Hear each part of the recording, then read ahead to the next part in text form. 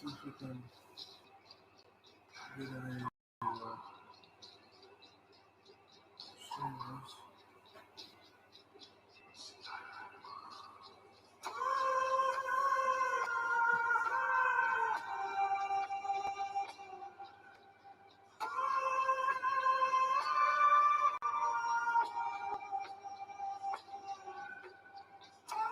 I mean, the things I want to talk about are most importantly the gift cycle, but also there could be potentially fruit, luck, honor. All these things play a role. We'll see if I get anybody. I mean, my camera quality is really bad. Maybe we use fucking iPad to do this.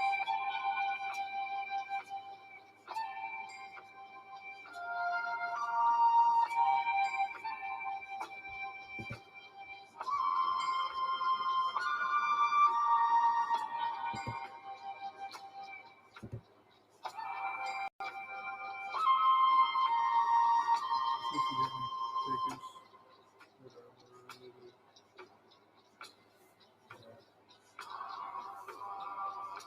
The animism is a big part of it. Giving everything around you. So if I can ask the computer to maybe try to work with it, the idea is that the computer is an animated object. So, it has its own wit to it, its own essence, its own being.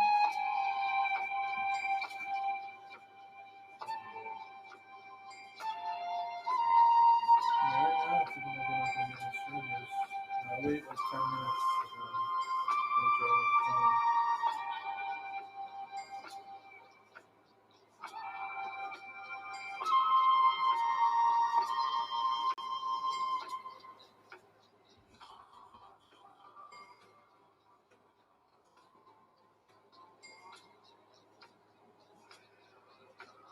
I don't know if it's going to be any streamer, but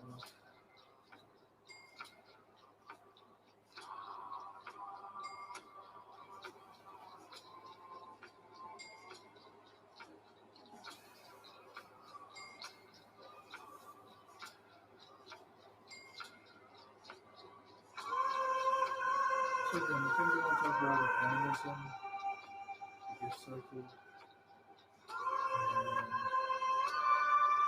perhaps fruit, how that incorporates into politics.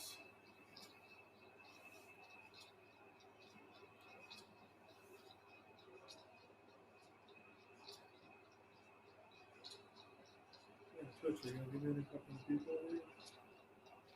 Many people just going by like, nope, not happening. And the topics are pretty obscure too, as far as the topics that people are going to talk about.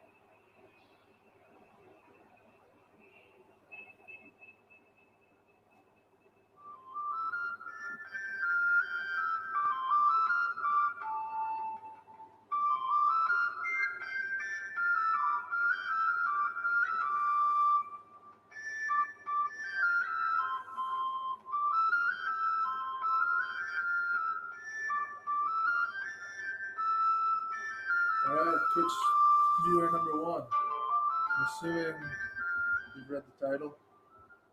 Got a little Danish music in the background. I'll try to keep it low. Feel free to chat. I'm on some garbage. My laptop is, let me just start by saying my laptop is not in the best condition, and it doesn't stream very well. I'm usually better off using my phone. So it doesn't. The quality of the video is not that good, frankly, and that could be frustrating. But I still think I can get your chats if you want to chat. Basically, I want to have a discussion of heathenism. I have been more or less studying heathenism since I was in my early 20s. Um, Not at an academic level. I mean, there are people in the heathen community who consider themselves Reconstructionalists, and these people have a much stronger academic understanding of the various components of Anglo-Saxon, Nordic, continental heathenism. Because heathenism, let's start by defining heathenism. Heathenism is basically just any Western tradition before Christ. That's my definition of it. I mean, maybe scholars have better definitions of it, but it's pretty much any pre-Christian or alternative to Christian tradition that has occurred in the West, primarily the continents of Europe, the islands of England, and Great Britain, and the peninsulas of Scandinavia. So that's basically what I'm talking about, and I think it's and let me also preface this by saying my interest in heathenism stems from the fact that my grandfather immigrated. Well, he he came over from America and married my grandmother, and came over from Holland, Netherlands, and married my grandmother, and he named my father Wodan, which is the Dutch name for the Allfather, or in Norse Odin, or in German Wotan, or in English Woden. Wodan is the Dutch pronunciation, and so my father's name is Wodan, and that's probably the only reason I got involved in heathenism. I mean, I don't think from a personal standpoint I would have been that interested in ancient traditions of Dutch people. I mean, maybe I might have been somewhat interested in more recent, Dutch Republic interventions of Holland, just studying my grandfather. But because he named my father Wodan, and because I didn't know my grandfather very well, he died when I was about 3 or 4, so I didn't know him basically at all. I've had this sort of affinity with heathen concepts, and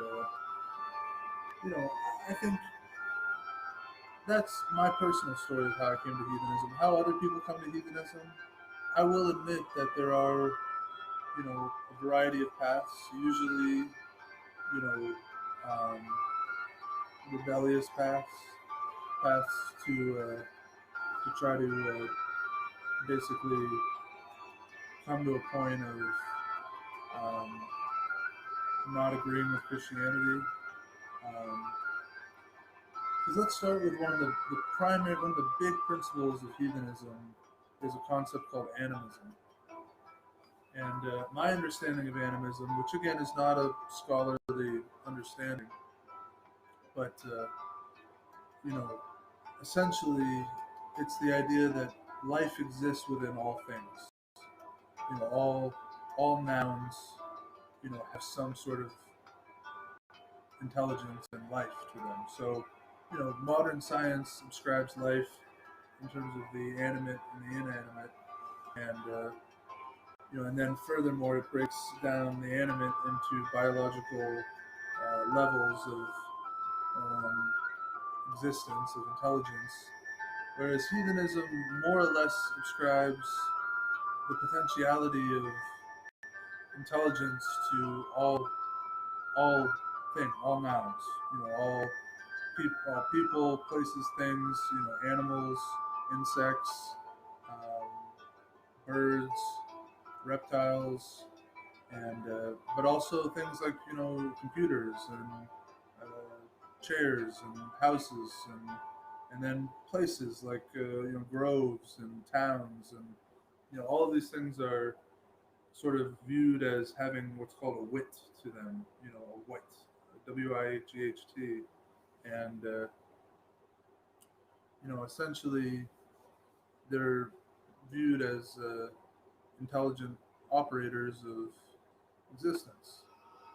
So that's animism, and the sort of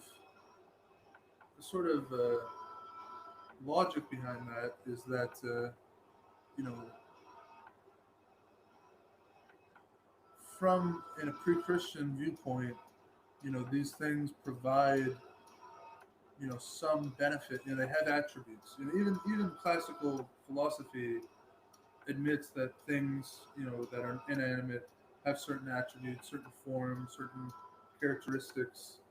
And it's just basically that the heathens, the pre-Christian, saw these attributes as components of a sort of quasi personality of the item, and that each item was unique, and now with modern science, we've further discovered that it is true that inanimate objects are sort of vibrating with potential energy, and well, I want to be careful about potential energy because that's more of a kinetic thing, but are vibrating with energy, and in theory, those vibrations are not confined to exact um, outcomes of the potential thing.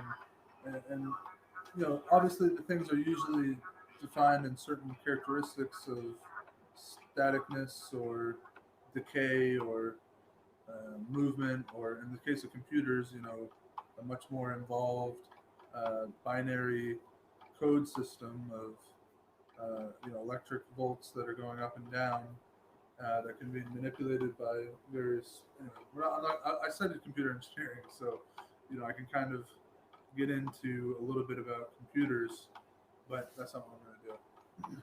So animism is a big thing, and the thing is the difference between the Bible is the Bible, within 100 words of its first book, Genesis, suggests that their God has submitted the earth to the man's and woman's will, more specifically man's will.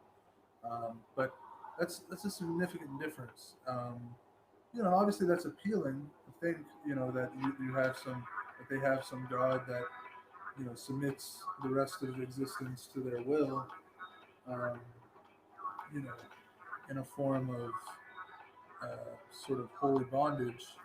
Um, and I don't know if I want to really contrast Christianity with heathenism. They're obviously very different. Um, but that's the primary thing is animism. And then if I was going to pick a second thing, it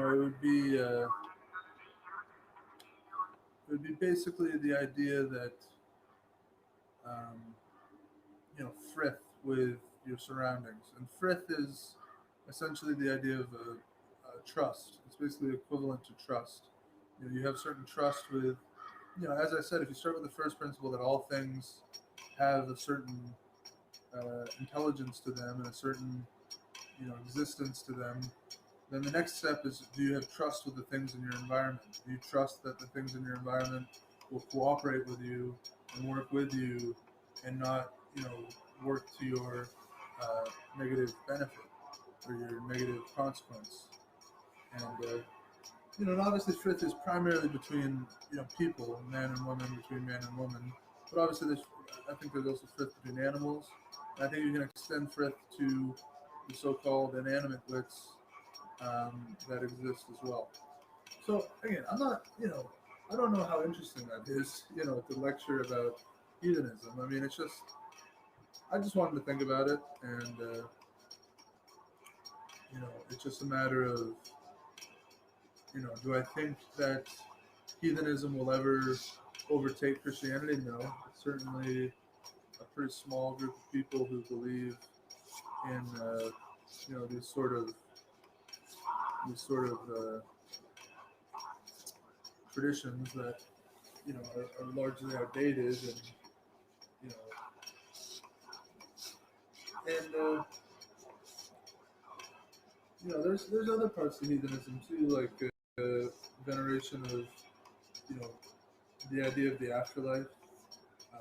There's a significant difference in the afterlife theory between most of the Western Abrahamic Judeo-Christianic traditions and heathenism. I mean, heathenism basically suggests that you know are pretty much by birth given the right to your ancestors' halls. or houses or lands, and that these places exist within the Asir and the Assyric as astral realm, basically astral. So they don't, it's not literally physical necessarily in the strict sense, but so the big difference is there is no savior. There is no. You can certainly venerate certain ancestors like Wodan or Odin or Red God or Wunderkin or Alberic. There's a various variety of legendary ancestors that you could venerate, and some even that you could. Because the thing is if you take the premise that these ancestors exist in the Assyric realm, then you can kind of suggest that most of your imagination is the connection from the present realm to the Assyric realm, and Seer is basically just another word for like ether or non-material existence, and so what I'm trying to say there is that in theory you could surmise certain ancestors that may not be recorded in traditional history, and it would be as though you were imagining them, but you would be basically connecting with the Asir and taking on certain uh, information about ancestors or heroes that you know may not be strictly written about in sort of the Judeo-Christian tradition, because the problem that you'll find if you're trying to find heroes is you do have the Wodan, Thor, Donar, Tyr, Haldum, Balder, Loki. You have a handful of things that were recorded from Snorri Sturluson that the Christians kept in Norway, and also Sixnat and Viet. Um, there's probably a couple dozen written about, and then there's other heroes that you can find through various texts of um, different studies of like Redbod, the Frisian king, and his father Vergil, and Vegi and Ve. So there's plenty of here, and the thing to remember, is that they're just heroes. They're venerated as heroic ancestors, and even Wodan himself, or Odin, or Votan, or whatever you want to call him. Most scholarly articles, at least at the turn of the 20th century, suggested that this was a real person who, kind of traveled from present-day Turkey and conquered, Daneland and Scandinavia, and somewhat into Friesland and eventually England, and placed his sons as kings. And my interpretation of that is he was the first, uh, you know, like southern man to come and conquer those territories, and sort of the first man, sort of a token-esque sense of man, the first man to conquer the north. And before that, it was basically, more akin to elf-like creatures of, different statures, dwarves, gnomes, kobolds. Um, I also believe that in the north, this is my belief, that they interbred with the different species. So you had centaurs and birdmen and mermaids and all these different interbred man, you know, Homo sapiens style. And this obviously this is we're talking 2 millennia ago. Before when the Romans started to come, they wiped it out, and I don't know. I honestly believe that the Vatican, still has Roman records of them recording, seeing birds and seeing mermaids and perhaps some dragon type men. But that's that's one of those things that. a priori is difficult to prove, and it's basically disproved through a posteriori logic of, well, we've never seen one in modern day, therefore they couldn't have existed. Um,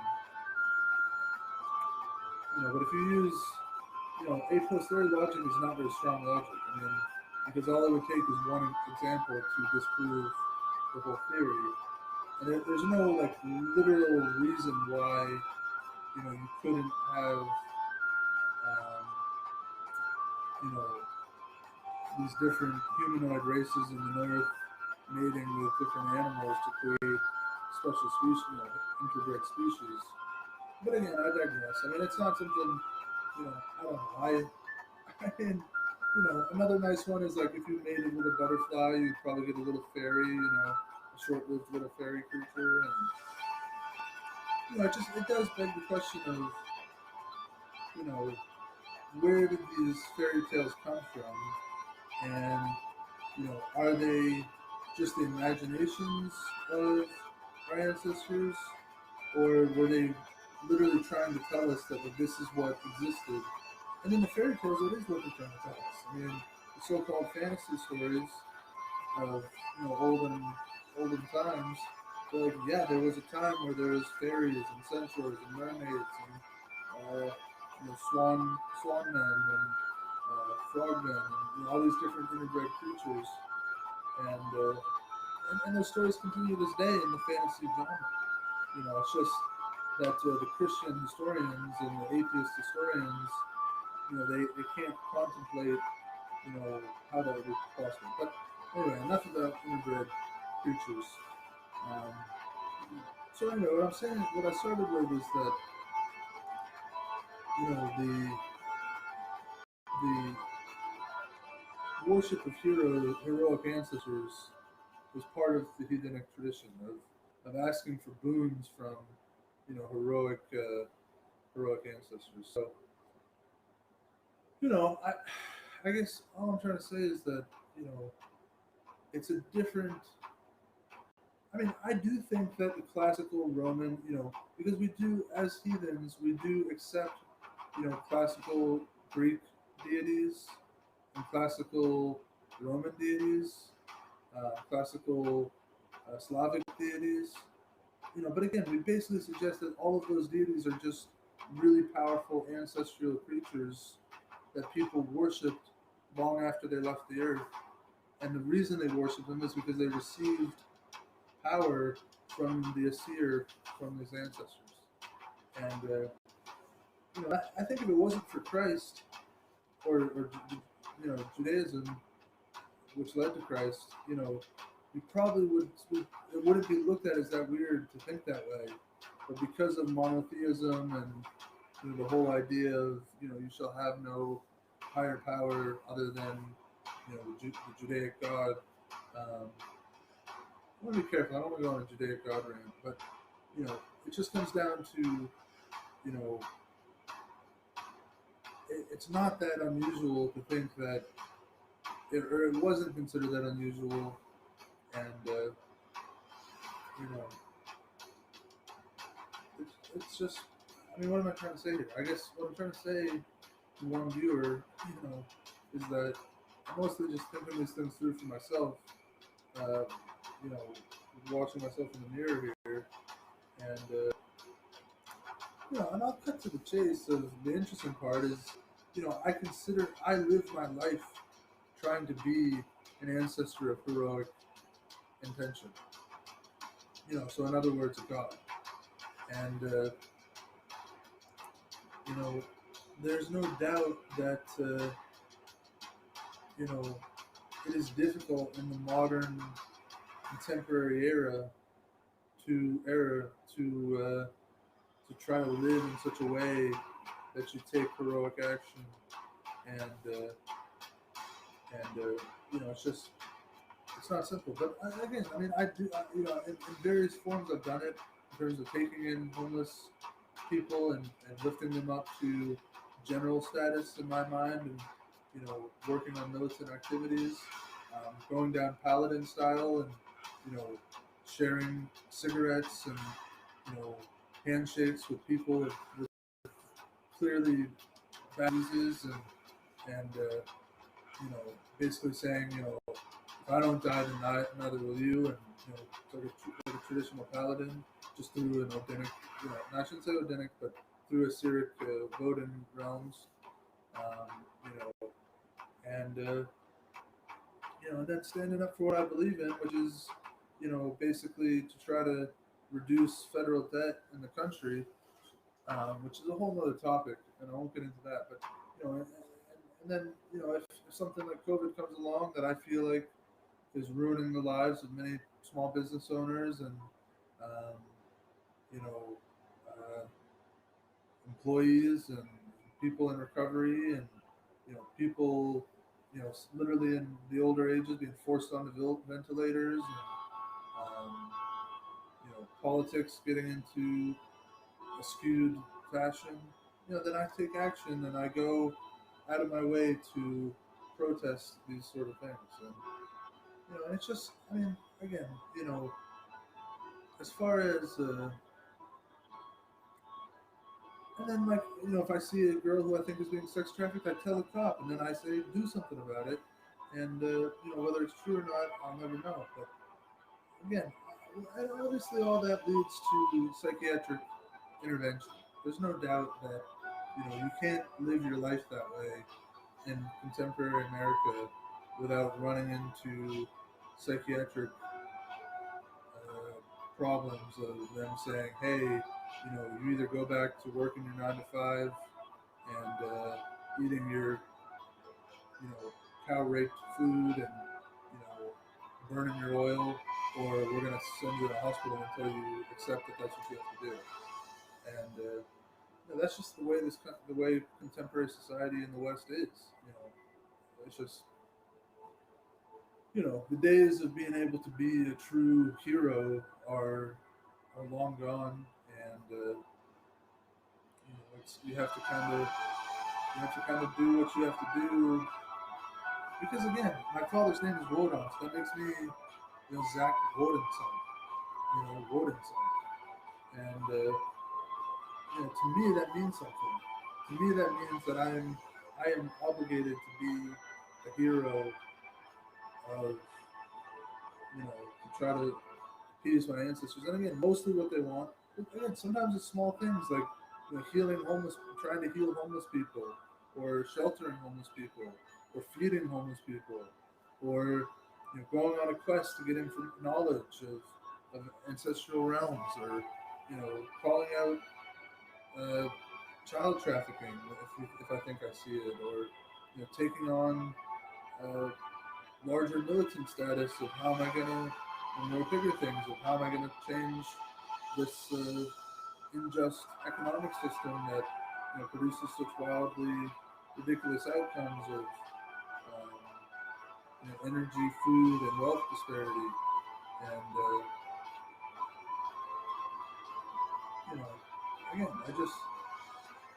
I don't even think this viewer is real, so it doesn't matter. I'm just ranting to myself here, and as far as my dad and the family, they think. I mean, don't get me wrong. My dad, in the moments when he needs political action taken, he'll sort of suggest, why don't you do something? But then he'll sort of make sure he's not necessarily involved in it. Um, but I just, I guess all I'm trying to say is that, you know, it is a burden to some extent of, feeling like I have to take these grand actions that put myself in harm's way. But I wouldn't trade it for anything. I wouldn't trade it to be, some, professional employee, or, some kind of, I don't know, worker of obedience who, accepts his, you know, earth-destroying oil and, inequitable debt money, and just says, "Thank you, pops. Let's go." That's just, I wouldn't want to be that. So that's just all I gotta say about that.